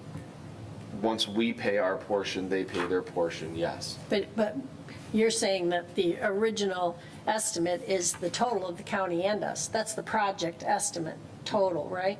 Most of the time, yes. Most of it. Yes. I mean, should we put a little caveat in there that says that? Because I think you're right. that Right, I mean, I think to go to. Say to township. go for a new millage, you want to show that we took the 9 million and we got, 16 million. 16 million. Worth of Right. projects with joint projects. Yeah. Right. And that's our plan with the new one, is that we're going for another 10 million, but we think we're going to get 19 Yeah. million worth of projects done. Right. So if you look at the next document, which is the Yeah, the new plan. Yes. That is specified on the far right column of what the township funding and the road commission funding is. Yes. So if you follow that down to the bottom, it would actually give you the right. paved roads total of 19,069,000, of which 11 million of it comes from the township and around 7.6 million comes from the road commission. I think Larry's right, though, that we need something here to show this is township actual expenses. And then this is combined or total project, including the contribution of the county. Well, Some- you really want the same kind of summary you're Right. giving on the new Absolutely. one. Yeah. Yep. So that, I'm still looking at this document and saying you're a poor estimator. Yeah, Absolutely, we can adjust that. Okay. Yep. Inflation didn't hurt that bad then. Yeah, I think another thing to remember, 2014 was, even though it was 10 years ago, it was a really different time with the economy. And I think when we proposed the Safer Roads and Pathway Plan, it was, the township was going to bear maybe 100% of the cost. So we wanted to be, we were unsure as to what there would be as a contribution from the county. Correct. And as the economy got better, and we really stretched those dollars a lot farther due to the fact that the county worked very, very well with us. Agreed. Through that. And we anticipate that now as we go forward. Correct. But there's no guarantee. Correct, there's no guarantee to it, but Right. being the first Safer Pathways plan that we had done, the first, round of this, anticipating this is what the cost could be, as the projects start filing in, we were able to work with the county to get those costs down. Yes, what absolutely. was the first tax bill, 2013 or 14, that it actually showed up on our tax bills? I believe it was 14. Yeah, because maybe we should also say that, I mean, it just says summary 2023, like, is it just this year? Or say a 10-year Right. summary? Right, I think right. it- For just clarification. Clarification, say Yeah. 10-year summary. 10 Yep. year. Yeah, Absolutely. because we really accomplished a lot. Yeah, we did. But I think that, Yeah. I think the taxpayers are generally pleased with the way the township has handled the road millage. Well, they should be. We've got another $6 million put into it. But if you look at the recent information that we got from the taxpayers, almost 65% say they would Support it. absolutely support a renewal, with less than 30% saying no, they would not. So it's a 2-to-1. I think they're generally pleased with the way we're doing it. There's no guarantee that we'll get the same response from Livingston County, but it's not like we're not trying to get it. And I think we made the right decisions along with the committees that were formed, bringing the homeowners, the taxpayers right into that committee. We did it the right way, and I think they're pleased with that result. So I think we should go forward with this millage, get it on the November ballot for renewal, and get some more roads, essential roads paved in this township. And I think maintained. Pleasant Valley would be a big one. I would like to add just something to this really quick before we move forward, that we do get a lot of questions here at Township Hall, whether it's Director Habel or myself, questions from residents on subdivisions paving, or on, their actual subdivision being paved, and if we would use road millage dollars for that. And I just want to say for clarification that we do not use road millage funding to pave subdivisions. The reason for that being, we try to use the road millage funding to alleviate pressure and traffic off of the M59 corridor. So residents that live locally are able to surpass that corridor and get around and about in their day. That also being said, that should a millage not pass and you pave a subdivision with road millage dollars and road millage funding, 10 years later, another HOA or another subdivision comes in and says, we want our roads paved, we don't have that funding mechanism anymore, we can't pave the subdivision. So those are done through special assessment districts that we regularly work on here with different subdivisions for getting those roads paved. So it's not done out of road millage funding for that reason. That's true, but I think you should add to that answer when they ask you that question, that we will help them get bonding if they decide they want to pave their roads in that subdivision. Oh, absolutely, that's what we They do now. They do. Yeah, but Yeah. maybe they don't know that. Maybe they don't know that we would stand behind that. A lot of people Right. don't. They don't understand that. Yeah, that's why. And I think a big question that has come up is with San Marino subdivision. There are how many associations? 3 associations in there? 5, 6. 6? Serious? And they all have different ideas, and they have, they have to vote certain ways to get, what are we gonna do? A little corner of San Marino, because that little subdivision says, that little association says we want to pave our roads, and then you have the rest of it is not? It's a big issue. So part of that is controlled by the county, because the county wouldn't come in and just do a little section of a subdivision. They want to do all of The it at whole one subdivision, time. absolutely. Because it's technically a county road, right? So we're improving a county asset. So doing that, they would rather do the whole road. So with that question, and I think that the question has come up to our commissioner here, but would the county then request San Marino to all of the associations to have a vote? Absolutely. So not 1 or 2, it's got to be, everybody has to have a vote. Correct.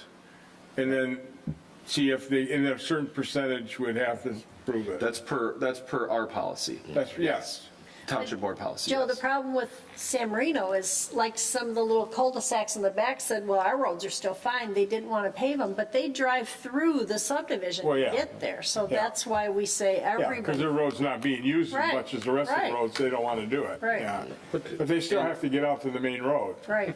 And to clarify for you, Joe, that we do, here at the township, we do quite often, we have subdivisions that we deal with, HOAs, and the township does, yes, we are the fiduciary in that, we are the backing behind it.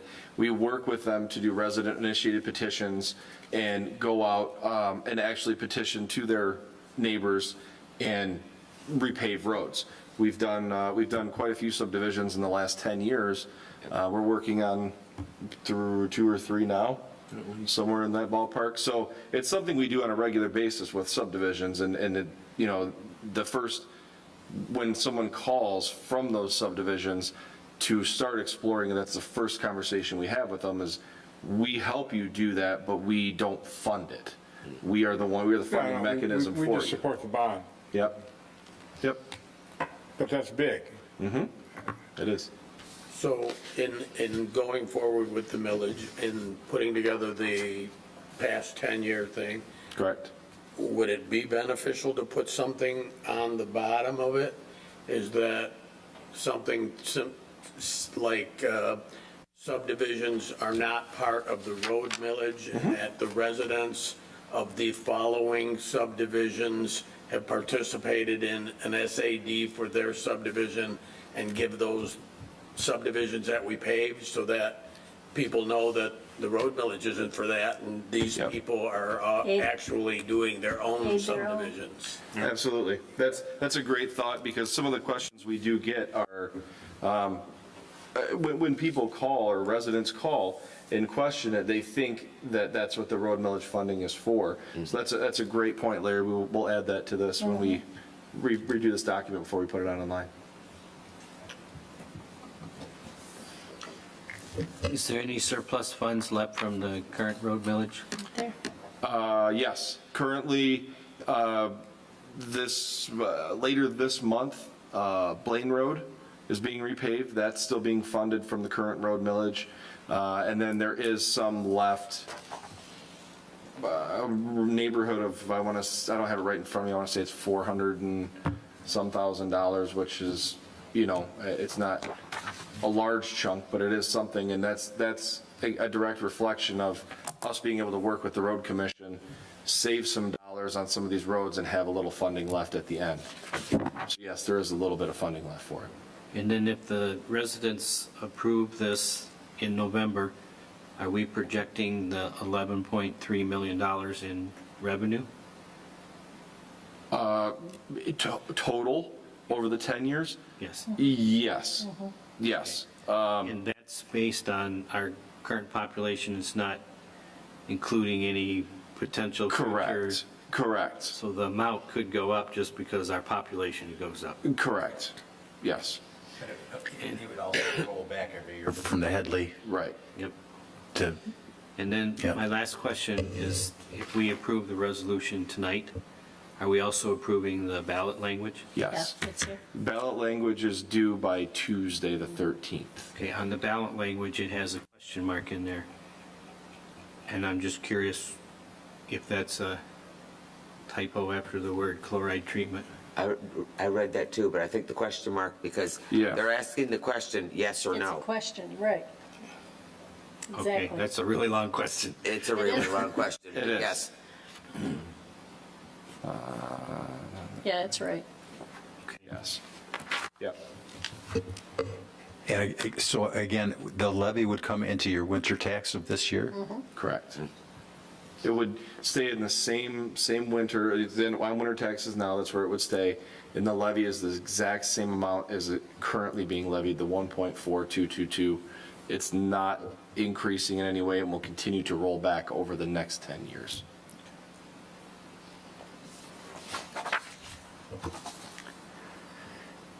Anybody like to read the,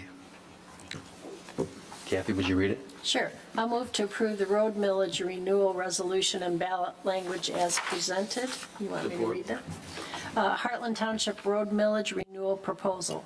Shall the tax limitation on all taxable property within Heartland Township, Livingston County, Michigan be increased, and the township be authorized to levy annually a millage in the amount not to exceed 1.4222 mils, parentheses 1.4222 on each 1,000 of taxable value, which is a renewal of the millage rate that expired in 2023 for 10 years, 2024 to 2033 inclusive, for the purpose of constructing, preserving, improving, repairing, and maintaining roads and bridges in the township, including grading, stormwater drainage, and chloride treatment. The estimate of the revenue the township will collect in the first year of the levy, 2024, if the millage is approved, and the levy by the township is approximately $1,372,400. Support.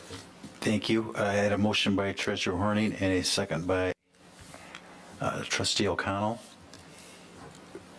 Question that I have, is this a resolution? Yes. It is? Yes. Okay. Any other discussion? And I'll have the clerk please call the roll.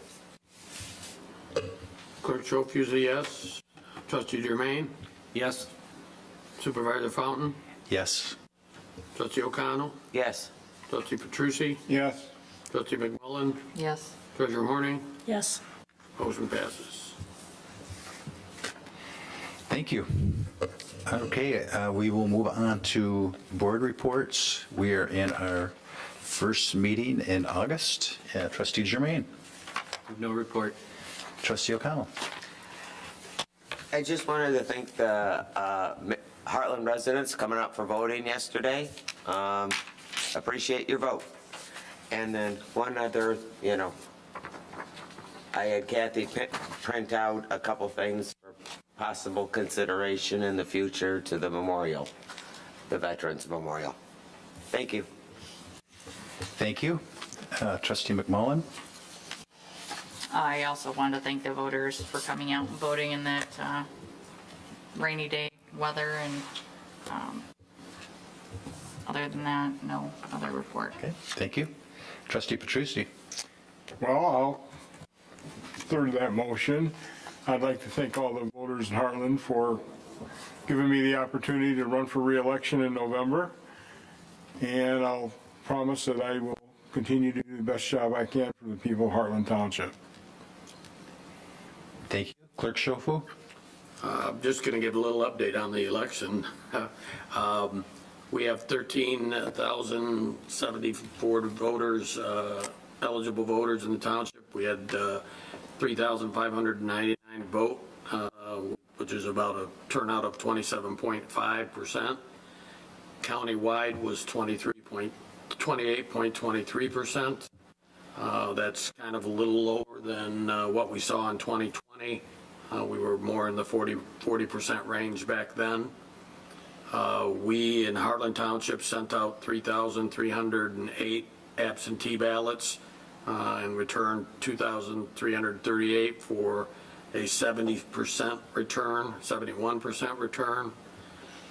We had 167 voters at the early voting, 9-day early voting process, which is significantly higher than what we had in February, where we only had 58.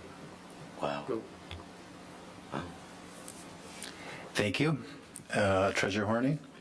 I want to say congratulations to everybody on the board getting reelected. We're going to miss you, Matt. Yes, we will. And same thing for the voters of Heartland to reinforce that hopefully we're all doing a good job up here, and we're going to continue to do what's best for the Heartland residents.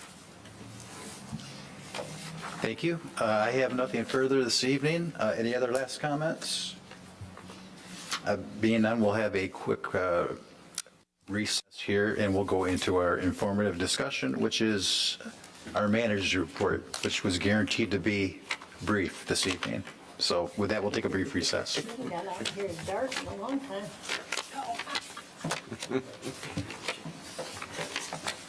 Hey Denise, I'm going to go ahead and remove print.